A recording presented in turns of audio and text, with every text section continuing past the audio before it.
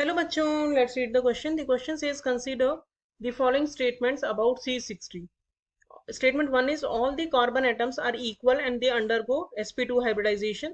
Statement 2, each carbon atom forms 3 sigma bonds with other 3 carbon atoms. Statement 3, the remaining electrons at the each carbon is delocalized in the molecular orbital, which in turn gives aromatic characters to the molecule.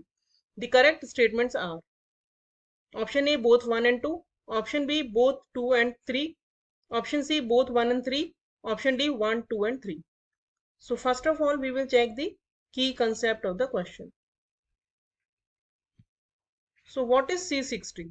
C60 is known as Buckminster-Fullerene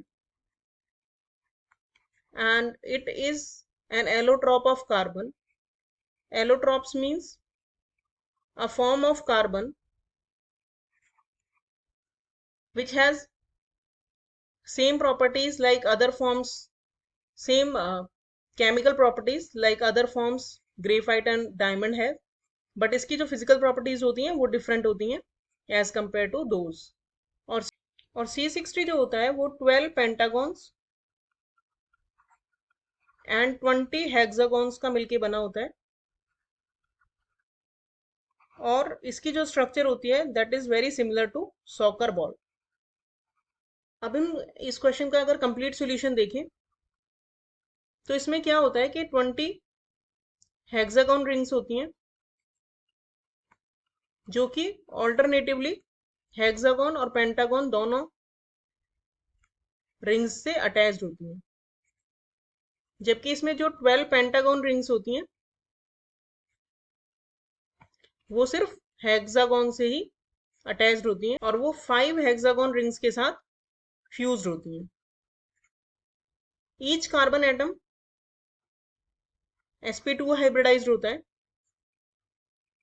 its structure is quite similar with the graphite और एक carbon atom 3 other carbon atom से इस तरह से attached होता है, जैसे ये हेक्सागन है तो ये मान लो एक पेंटागन से अटैच्ड है तो इस तरह से अटैच हो जाएगा.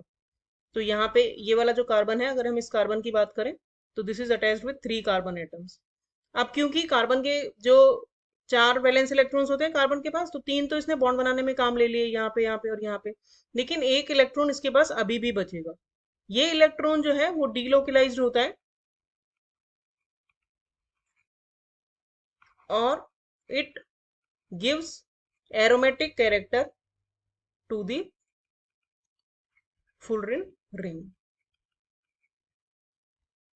सो अब अगर हम स्टेटमेंट्स देखें इसके बारे में तो पहला स्टेटमेंट करेक्ट है. All the carbon atoms are equal and they undergo sp2 hybridization. Each carbon atoms form 3 sigma bonds with other carbon atoms. This is also correct. The remaining electron at each carbon atom is delocalized in molecular orbital, which turns gives aromatic characters to the molecule. So ये भी एकदम correct statement है. सो हमारा correct option हो गया option D. Hope you understood the solution well. Thank you.